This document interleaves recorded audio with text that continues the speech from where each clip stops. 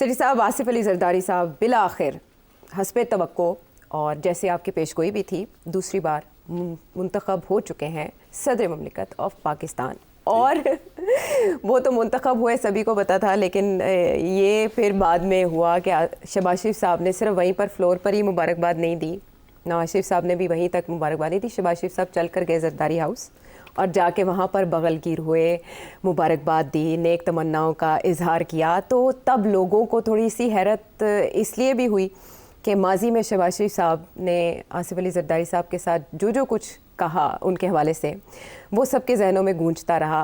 आपको भी याद होगा, लेकिन याददाश्तों को थोड़ा सा ताज़ा कर लेते हैं कि आसिफ अली जरदारी साहब के हवाले से क्या क्या कहते रहे। जी, अगर हमने इंतखाबात के बाद इस जरदारी को लाड़काना कराची, पेशावर और लाहौर की सड़कों पे ना घसीटा तो मेरा नाम शहबाज शरीफ नहीं।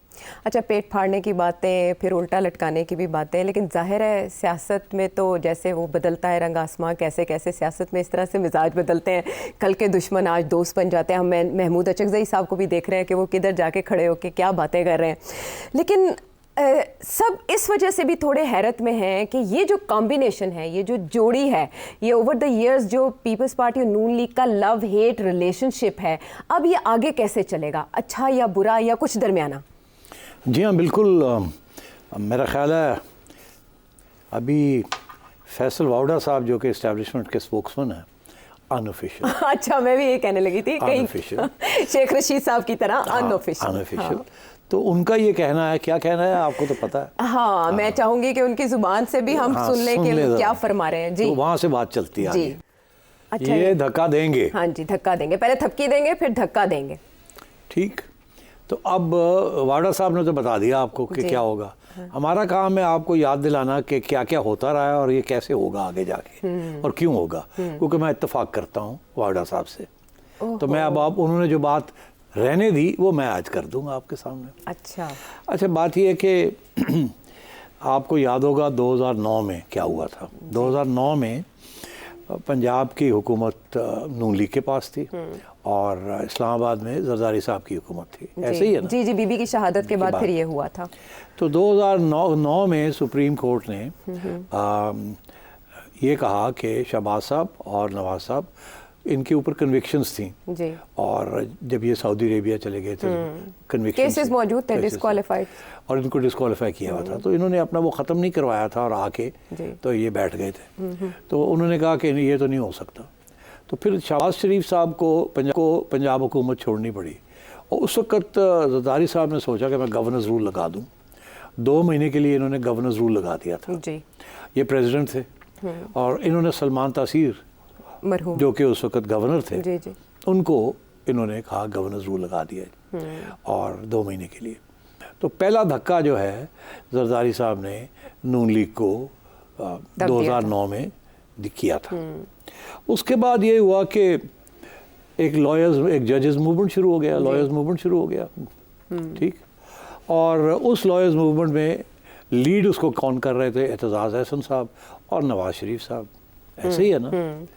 तो गवर्नर रूल इसलिए भी लगाया गया था कि ये इनको रोका जाए किसी तरीके से, बिकॉज वो बात चल पड़ी थी कि अब लॉन्ग मार्च होनी है। जरदारी साहब ये नहीं चाहते थे कि इफ्तिखार चौधरी वापस आएँ और जजेस को रिस्टोर किया जाए। मुझे याद है कि 2 रिप्रेजेंटेशंस हुई, एक में नवाज शरीफ साहब को भी ले जाया गया मिलाने के लिए आसिफ जरदारी को, ये ऑपोजिशन में थे इधर। अच्छा। और इनको ले जाया गया और कहा गया कि जरदारी साहब को कहा गया कि इनको रिस्टोर करें आप। जरदारी साहब ने कोई कमिटमेंट नहीं दी। फिर एतजाज़ अहसन साहब ने बड़ी कोशिश की जरदारी साहब को मनाने की, तो उन्होंने कोई कमिटमेंट नहीं दी। वो सख्त अपोज थे। उन्हें एहसास था कि शायद ये अब जजेस इतने तगड़े हो गए तो हमारे पीपल्स पार्टी के पीछे ना आ जाए, क्योंकि ये एक प्रॉब्लम चल रहा था। फिर क्या हुआ कि नवाज शरीफ साहब को सिग्नल आया जनरल कियानी से और एतजाज़ अहसन साहब को सिग्नल आया जनरल कियानी से, जो आर्मी चीफ थे, कि आप चलें। तो ये चल पड़े। और मुझे याद है कि उस वक़्त मैं गवर्नर हाउस में था, सलमान तासीर के साथ चाय पी रहा था, तो एकदम ख़बर ये आई कि जी नवाज शरीफ साहब घर से बाहर आ गए और उन्होंने जलसा लॉन्च कर दिया। तो सलमान बहुत परेशान था कि यार ये तो होना नहीं था, ये तो आउट ऑफ द स्क्रिप्ट हो गया, ये क्या हुआ है। अच्छा, मुझे याद है। ओके। तो जाहिर है उस वक्त इशारा कहीं से आया था, तो फिर मियाँ साहब हाँ, जाहिर है कारवान लेके निकले। उससे पहले मियाँ साहब तैयार नहीं थे जब तक ग्रीन लाइट ना आती। तो कियानी साहब की तरफ से ग्रीन लाइट आई, ठीक है। और फिर ये लोग निकले और फिर आधे रास्ते जाके रुक गए जहाँ ये बात हुई, कॉल आ गई थी, कॉल आई, और उन्होंने कहा जी हम कोशिश करते हैं जरदारी साहब को मनाने की। जी। फिर जनरल कियानी जी गए मिलने के लिए, और उन्होंने जाके जरदारी साहब को कहा कि ये जो लॉन्ग मार्च है ये गड़बड़ हो जाएगी वगैरह वगैरह। तो उस वक्त यूसुफ रज़ा गिलानी प्राइम मिनिस्टर थे, तो उनके ज़रिए ये सारा कुछ हुआ। वो भी गए जरदारी साहब को मिलने। तो ये दूसरा धक्का था। जरदारी साहब ने जो नवाज शरीफ साहब को रोकने की कोशिश की, मगर उसके बावजूद क्योंकि जनरल कियानी खड़े हो गए इस तरफ, तो ये कामयाब हो गया। तीसरा था नवाज शरीफ साहब प्राइम मिनिस्टर थे और बलूचिस्तान की गवर्नमेंट जो थी वो नवाज शरीफ साहब की एक कोalition गवर्नमेंट थी वहाँ। तो जरदारी साहब ने गवर्नमेंट उड़ा दी। हाँ, एफर्ट शुरू हो गई थी उस वक्त से, क्योंकि नवाज शरीफ साहब का डाउनफॉल वहीं से शुरू हुआ। तो जरदारी साहब ने गवर्नमेंट जो नून लीग की गवर्नमेंट थी, कोalition गवर्नमेंट बलूचिस्तान में, उल्टा दी और अपनी गवर्नमेंट बना ली मिलकर किसी के साथ। 2018 में सेनेट के इलेक्शंस के ऊपर संजरानी साहब को जो प्रॉप अप किया वो जरदारी साहब ने किया। नवाज शरीफ साहब ने या नून लीग वालों ने तो ये ऑफ़र किया था कि रज़ा रब्बानी साहब जो पीपल्स पार्टी के हैं, हमें इत्तेफाक है आप उन्हें बना दें। जरदारी साहब ने कहा नो, उनको नहीं बनाना। उन्होंने इस्टेब्लिशमेंट की बात मानी और संजरानी साहब को उनके हाथ मजबूत किए। बिलावल भुट्टो फिर उन्हें मुबारकबाद देने पहुंचे। तो ये चौथा जी छुरा घोंपा गया। फिर 2022 में तो आपको याद ही है, हाल ही में 2 साल हुए हैं कि पीडीएम की हुकूमत छोड़ दी इन्होंने। जी पीडीएम बनी और फिर पहले यही इन्होंने बनाई। अच्छा, बिलावल भुट्टो जरदारी साहब ने इनिशिएट किया और फिर जब लेकिन खुद निकल गए। फिर निकल गए बीच में। और ये रह गए छनकने बजाते। और लोगों को याद होना चाहिए कि नवाज शरीफ साहब ने लंदन में बैठ के फैसला किया था कि इमरान खान को जब आपने वोट ऑफ नो कॉन्फिडेंस के साथ निकाला है 22 में, तो उस वक्त फैसला ये हुआ था कि अब शहबाज शरीफ साहब महीना रहेंगे और उसमें नायब का कानून और ईवीएम्स ये ख़त्म करके और बिल्कुल छोड़ देंगे और नए इलेक्शंस कॉल कर लेंगे। ये फैसला हुआ था। और आखिरी वक्त पे एक दिन पहले जबकि शहबाज शरीफ साहब ने 19 मई को गवर्नमेंट ख़त्म करनी थी, असेंबली डिसॉल्व करनी थी और घर आ जाना था। तो उस वक्त ये बड़े पॉपुलर थे। अभी IMF प्रोग्राम चला नहीं था और नवाज शरीफ साहब को डर था कि अगर IMF प्रोग्राम हमें चलाना पड़ गया तो हम उड़ जाएंगे। तो इन्होंने ये फैसला किया कि जी अब हम हुकूमत छोड़ेंगे। शहबाज शरीफ साहब ने हाँ की, मगर लाहौर वापस आके इस्लामाबाद जरदारी साहब के साथ मशावरत की और मियाँ साहब को फ़ोन करके कहा कि जरदारी साहब कहते हैं नहीं, हमने नहीं छोड़नी, आप टिके रहें, कोई बात ही कोई नहीं, हम चला लेंगे। तो जरदारी साहब का सहारा लेके शहबाज शरीफ साहब ने नवाज शरीफ साहब को कहा कि हम टिके रहेंगे। वो जो टिके रहे हैं ना 16 महीने, यही हुआ ना, टके तो नहीं छड़िया, टका नहीं रहा। और सारा का सारा फायदा किसको हुआ? जरदारी साहब उसकी वजह से नून लीग उड़ गई। उसकी वजह से नवाज शरीफ साहब उड़ गए जी। उसकी वजह से आज जरदारी साहब अपनी सीटें लेके और प्रेसिडेंसी में पहुंच गए। तो ये 6 तो इंसिडेंट्स सबको याद है। अब कैसे हो सकता है कि ये एस्टेब्लिशमेंट को भी ये नहीं पता जरदारी साहब का ट्रैक रिकॉर्ड क्या है? वो मैं हमेशा कहता हूँ कि उन्होंने 2 PhDs की हुई हैं, एक नहीं, मास्टर ऑफ पॉलिटिक्स। अच्छा। और उनके लिए कोई सरी के नेक के अंदर गर्दन में वो हर किस्म का काम करते हैं और उनकी हमेशा ये कोशिश रही है कि एस्टेब्लिशमेंट के करीब रहें। क्यों? क्योंकि उन्होंने 1 दफ़ा नहीं, 2 दफ़ा नहीं, 3 दफ़ा इस्टेब्लिशमेंट का गुस्सा भुगता है। जरदारी साहब ने इस्टेब्लिशमेंट के गुस्से की वजह से पता नहीं कितने साल जेल काटी है। उनकी एक हुकूमत 90 में इस्टेब्लिशमेंट ने गिराई, बेनज़ीर भुट्टो साहिबा की एक उन्होंने 1996 में गिराई और फिर मोहतरमा की शहादत हुई। तो जरदारी साहब ने जब ये कहा था कि पाकिस्तान खपे, तो उस वक़्त उन्हें एहसास था इस बात का कि इस्टेब्लिशमेंट के ख़िलाफ़ नहीं जा सकते। अगर पीपल्स पार्टी ने सर्वाइव करना है और उन्होंने सर्वाइव करना है तो उनको पता था इस्टेब्लिशमेंट उनको पसंद नहीं करती। उनका एजेंडा यही था कि अब मैंने इस्टेब्लिशमेंट के साथ मिलकर पीपल्स पार्टी को बचाना है। इसीलिए फिर उनको गवर्नमेंट भी मिली इसलिए। और वो उनका इस्टेब्लिशमेंट के साथ बड़ा पक्का रिश्ता है जी। एक आध दफ़ा गुस्सा भी चढ़ा उनको, क्योंकि इस्टेब्लिशमेंट उनको फिर भी ट्रस्ट नहीं करती थी। तो उस वक्त नवाज शरीफ साहब ने इनका साथ नहीं दिया, जबकि इस्टेब्लिशमेंट की वजह से सिंध में रेंजर्स ने पीपल्स पार्टी के ऊपर हमले किए, लोगों को उठाया। और ये डॉक्टर आसिम हुसैन के साथ जो हुआ, चौधरी निसार अली खान साहब करवाते उस वक्त इंटीरियर मिनिस्टर। जी जी। तो मैं ये समझता हूँ कि जरदारी साहब बहुत अच्छी गेम खेलते हैं। उन्हें पता है कि इक़्तिदार और पावर जो है ये किसके पास है, और उनको खुश रखना है हर सूरत में। ये जो संजरानी साहब को बनाना, ये भी उनके कहने पे किया, इस्टेब्लिशमेंट के कहने पे किया। बलूचिस्तान की हुकूमत गिरा के और दूसरी हुकूमत लाना, वो भी इस्टेब्लिशमेंट के कहने पे किया। समझ रहे हैं आप? ठीक है। और मेरा ख्याल है कि आगे जब हम जाएंगे तो शायद आप देखिएगा कि हम ये समझ रहे हैं कि शहबाज शरीफ साहब बड़े करीब हैं इस्टेब्लिशमेंट के। मेरा ये मौक़िफ़ है कि उनसे भी ज़्यादा करीब जरदारी साहब हैं।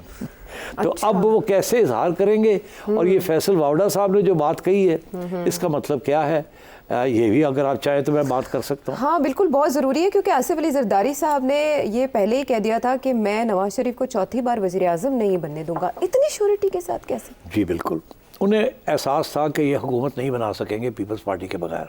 अच्छा। ऐसे ही हुआ। जरदारी साहब ने हुकूमत बना दी इनकी, खुद उसके अंदर अभी नहीं गए। वो सदर बन के बैठेंगे और उनकी पीपल्स पार्टी जो है असेंबली के अंदर वही करेगी जो जरदारी साहब उनको कहेंगे। तो जब वो चाहें शहबाज शरीफ साहब की गवर्नमेंट छोड़ देंगे और वो गिर जाएगी, जब वो चाहें छोड़ देंगे, और मेजॉरिटी शहबाज शरीफ साहब की गवर्नमेंट गिर जाएगी। पहली बात तो इसका मतलब है तलवार तो उन्होंने यहाँ रखी हुई है शहबाज शरीफ साहब के ऊपर। नून लीग को तो फ़र्क कर दिया उन्होंने, अब वो उन्होंने तलवार यहाँ रख ली है।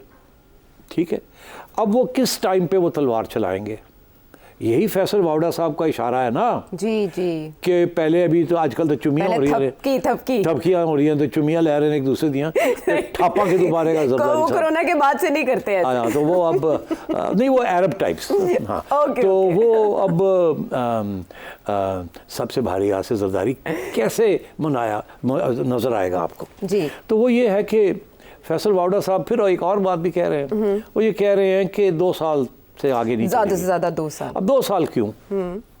2 साल में एक्सटेंशन की क्वेश्चन आना है। जी, आना है ना। हाँ जी।